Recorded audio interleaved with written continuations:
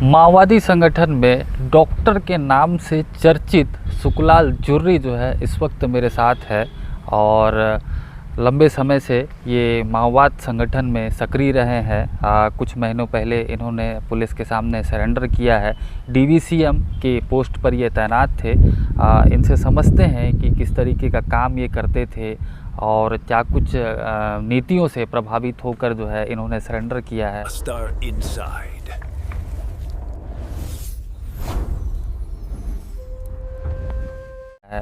सबसे पहले तो मैं आपका नाम जानना चाहूँगा। सर मेरा नाम सुखलाल जुर्री।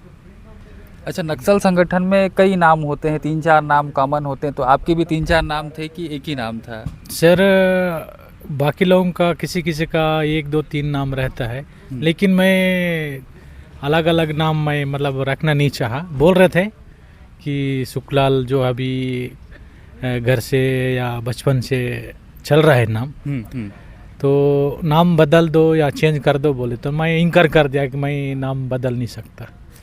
अच्छा, तो शुरू से रहे जो सुखलाल है वही रहने दो बोला। अच्छा, डॉक्टर के नाम से आप काफ़ी चर्चित रहे हो, क्या कारण है इसके पीछे? सर इसमें क्या है, मैं जब से नक्सली संगठन में जॉब किया तब से लेकर अब तक मैं जनता के बीच में रहकर, नक्सलियों के बीच में रहकर मैं डॉक्टर तौर से मतलब बहुत फेमस तौर से मैं काम किया हूँ डॉक्टर, तो इसलिए लोग बोलते हैं मतलब डॉक्टर सुखलाल के नाम से मतलब फेमस हूँ सर मैं। अच्छा, आपकी कोई पढ़ाई लिखाई डिग्री हुई है डॉक्टरी की?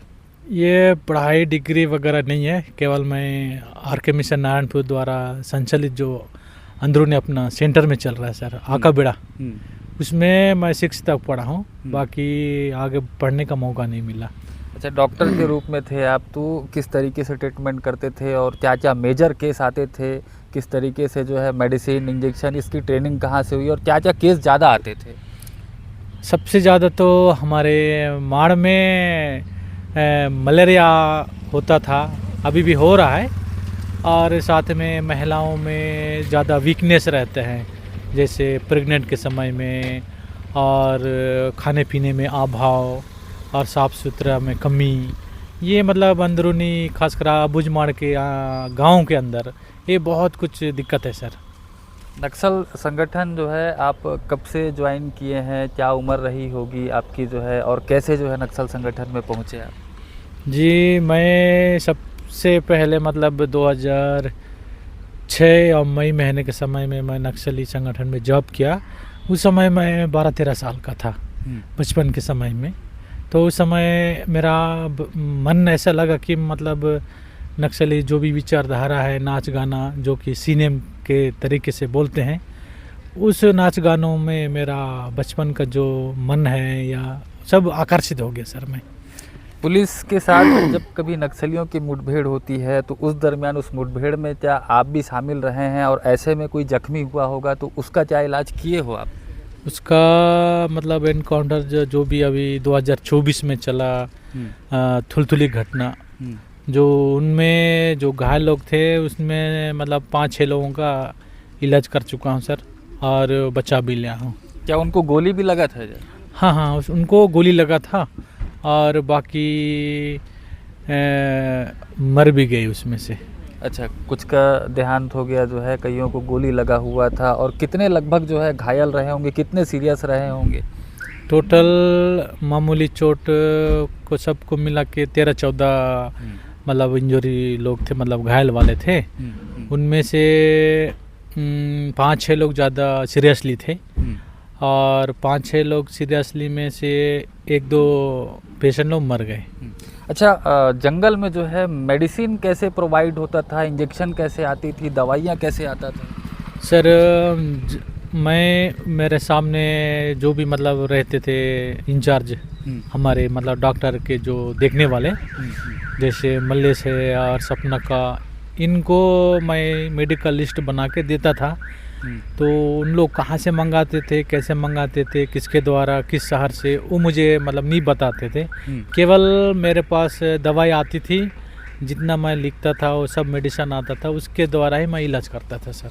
अच्छा, किन नीतियों से प्रभावित होकर जो है आपने सरेंडर किया है, कब सरेंडर किया है, और अब क्या शासकीय योजनाओं का क्या कुछ लाभ आपको मिल रहा है? सर प्रभाव मुझे पड़ा ये है कि मतलब शासन की तरफ से जो नक्सलियों के खासकर पुनर्वास नीति के तहत जो भी सुविधा जो मिल रहा है, इसके मतलब पुनर्वास नीति के तहत हम लोग प्रभाव हो गए और उसके अनुसार हम लोग मेरी पत्नी कमला जुरी भी मतलब दोनों चर्चा करके बातचीत करके हम लोग चलो सरेंडर करके जिएंगे, ऐसा सोच बनाकर हम लोग जुलाई महीने में आए और यहाँ पुलिस अधीक्षक रॉबिन्सन गुड़िया जी हैं, उनके सामने हम लोग समक्ष सरेंडर किए।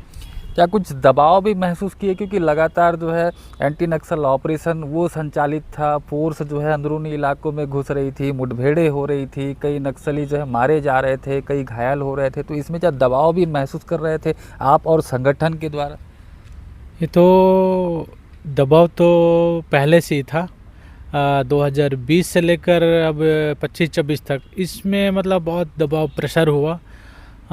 जहाँ भी मतलब न्यूज़ सुनेंगे व्हाट्सएप के द्वारा सब सुनाई दे रहा था कि यहाँ इनकाउंटर हो गया, इतना लोग मर गए, इतना लोग जख्मी हो गए, मतलब लगातार ऐसा हो रहा था। तो इसके लिए तो नक्सल संगठन को भी बहुत बड़ा झटका लगा और बाकी कैडरों को ऊपर भी ज़्यादा प्रभाव पड़ा कि सरेंडर किए बिना जी नहीं सकते। अभी जो भी हम काम किए और कर भी रहे हैं, नक्सल संगठन में रहकर बहुत कुछ हो गया। अभी कोई तो मरना नहीं चाहता, लेकिन हम सरेंडर होकर हम जिएंगे, अपना घर द्वार है, सब है, ऐसा करके हम लोग सोच के हम लोग आ गए सर। अच्छा, आप क्या हथियार रखते थे या आपकी सुरक्षा में भी कोई जो गार्ड है वो तैनात रहते थे? हाँ, डॉक्टरी सबसे सुरक्षा रहते थे ना मेरे साथ, मतलब कितने लोग रहते थे, कौन कौन सा वेपन हथियार वो रखते थे? हाँ, मतलब एक सेक्शन, मतलब 5-6 लोग का एक टीम रहता था। तो उन लोगों में मतलब 303, AK-47 और इंसास, BGL और 303 क्या बोलना चाहिए, सिंगल सेट राइफल, ये रहता था। और जहाँ कहीं भी जाना है तो मैं सुरक्षा के साथ ही जाता था। और ऐसा नहीं कि मतलब बड़े बड़ा एम्बुश में या इनकाउंटर में जाना, वहाँ पे शामिल होना, ऐसा मेरा कभी नहीं था। केवल मेरे को इलाज करना ही था, हेडक्वार्टर में रहकर और सुरक्षा के साथ इलाज करना, और जितना भी दवा रहती थी, मेडिसिन पूरा ओपन करके इलाज करना है मेरा काम। बाकी एम्बुश में जाना, कार्रवाई में जाना और सैनिक जो भी काम है, मतलब मिलिट्री वर्क बोलते हैं, उसमें मेरा कोई भागीदारी नहीं है। अच्छा, कौन कौन से इलाके में आप रहे हैं? अबुझमाड़ के इलाके में रहे हैं या फिर जो है अन्य राज्य में भी रहे हैं? कौन कौन से ज़िले में आप सक्रिय रहे हैं? मैं सबसे पहले नारायणपुर ज़िला में ही रहा और मेरा नारायणपुर ही ज़िला है, पंचायत कस्तूरमेट आता है। तो उसमें कुत्तुलेरे कमेटी जो इलाका है, क्षेत्र, उसमें पहले काम किया, मतलब 2007 से लेकर 2013 तक। तो उसके बाद 2014 से लेकर 2025 तक इंद्रावती एरिया कमेटी में रहकर और वहीं पे जनताना सरकार, डिवीज़न जनताना सरकार में रहकर और ज़्यादा से ज़्यादा डॉक्टर टीम इंचार्ज, पूरा डिवीज़न लेवल का डॉक्टर इंचार्ज के तौर पर मैं अब तक काम किया हूँ। इससे पहले मिलिट्री कार्रवाइयों में या सैनिक साजो सामान जो भी है उसमें मेरा कोई भागीदारी नहीं है। केवल मैं सिविलियन में था, जो कि जनताना सरकार बोलते थे, उस विभाग के अंदर ही रहकर मैं काम किया हूँ। उसके अलावा मिलिट्री मतलब जो भी एम्बुश हो, चाहे कार्रवाई हो, मारना पीटना, मेरा कोई भागीदारी नहीं है सर। अच्छा, डॉक्टर का जो प्रशिक्षण है वो आपका कहाँ हुआ, किसने दिया? और डॉक्टर ट्रेनिंग सबसे पहले 2007 में चला, कुतुल एरिया, मतलब कुतुल एरिया के क्षेत्र में, कुतुल क्षेत्र में, जंगल में। और सेकंड 2010 वो भी कुतुल क्षेत्र में आता है। तो मतलब 2 बार ट्रेनिंग हुआ है। तो डॉक्टर तो बाहर से आए थे, तो मतलब नक्सली लीडर लोग बुलाए थे पैसा के मामले में, मतलब समझौता होके या वो मुझे पता नहीं, लेकिन बाहर से तो आए थे। उन्हीं लोगों के द्वारा ही हम सबको मतलब सिखा दिए और भी फील्ड के साथ ट्रेनिंग हुआ, ये सब हो गया सर। बारिश के दिन में जंगल में आप बिताते थे जो है, तो किस प्रकार का चुनौती रहता था बारिश के समय और ठंड के समय? क्या कुछ दिक्कतें वहाँ रहती थी? कितना जो है आप लोगों को जो है जो फैसिलिटी है वो प्रोवाइड कराया जाता था और कितनी समस्याएं आपको झेलनी पड़ती थी? सर उसमें तो बरसात के समय और ठंड के समय तो बहुत कठिनाई रहती हैं, तो उनको मतलब मन से झेलना पड़ता था। जैसे कि बरसात में सही टाइम पे लकड़ी नहीं जलना, बारिश के वजह से, पानी के वजह से भीगा रहता था, तो आग जलाने के लिए कम से कम 15-20 मिनट, आधा घंटा लगता था। और भीगना और कपड़ा सुखाना, ये तो बहुत दिक्कत था बरसात के समय। ठंड के समय कंबल वगैरह तो लाते थे, लेकिन ढो के जाना है 1-2 घंटा, उसमें काफ़ी दिक्कत आ रहा था।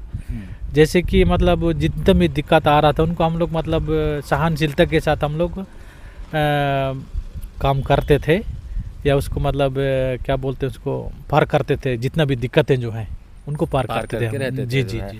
अच्छा, जंगल में जो है भोजन का व्यवस्था कैसे होता था? अनाज कहाँ से आता था और भोजन में क्या क्या जो है सामग्री, खाद्य सामग्री का आप लोग उपयोग करते थे? जी, खाद्य सामग्री मतलब खाना पीना तो गांव वालों के द्वारा ही सब मिलता था सर। गांव वालों के बिना नक्सलियों की ज़िंदगी है ही नहीं है। जब गांव वाले हैं तो सब कुछ है। जनता ही है नक्सलियों का माँ बाप। अगर जनता के द्वारा खाना पीना, जो भी चावल दाल सब्जी देंगे नहीं, तो जंगल में क्या मिलेगा? हम जंगल में कभी खेत खार किए नहीं है, ना जंगल में कुछ खेती कमाई किए नहीं है, तो ये संभव नहीं है। लेकिन जनता के साथ हम लोग रहते थे और जनता के साथ ही सब कुछ होता था काम। जनता के बिना कुछ काम ही नहीं होता था। बिल्कुल। अभी जो अबुझमाड़ पीस हाफ मैराथन होने वाला है, उसमें जो सरेंडर माओवादी हैं वो भी पार्टिसिपेट करेंगे, भाग लेंगे जो है, तो आप भी इस मैराथन में भाग लोगे क्या? इसमें समर्पण वाले साथी जो लोग हैं उन तो भागीदारी जरूर होंगे, क्योंकि हाफ मैराथन दौड़ जो कि अबुझमाड़ या नारायणपुर क्षेत्र में फेमस एक प्रोग्राम है शासन की तरफ से, तो इसमें शामिल होना तो अनिवार्य है। अभी हाफ मैराथन दौड़ में शामिल होने के लिए प्रैक्टिस चल रहा है, तैयारी चल रही है, तो निश्चित तौर से शामिल हो जाएंगे। अच्छा, सरेंडर करने के बाद जो है कौन कौन सी नीतियों का लाभ मिला है और सरेंडर होने के बाद कैसा महसूस आप कर रहे हैं? सर सरेंडर होने के बाद तो बहुत अच्छा ही लग रहा है। जैसे कि पहले जंगल में रहना, जंगल में घूमना, और सरेंडर होने के बाद सिटी जगह में आके लोगों से मिलना, बातचीत करना, नई नई चीज़ देखना, ये मेरे लिए बहुत अच्छा ही लग रहा है। और जो भी शासन की तरफ से सुविधा जो मिलेगा या वो मतलब लाभ लेंगे, वो तो उम्मीद करता हूँ ये सब सरेंडर जो लोग साथी हैं उन सबको शासन की तरफ से सुविधा मिलेगा, ऐसा मैं उम्मीद करता हूँ सर। बिल्कुल। जब जंगल में थे तो क्या ये डर बना रहता था कि कब सुरक्षा बलों की एंट्री हो जाए, कब मुठभेड़ हो जाए हो गया, या कब जो है गोली लग जाए? तो ऐसे डर के बीच में जो है सुकून से क्या वहाँ सो पाते थे? ऐसा तो नहीं होता था।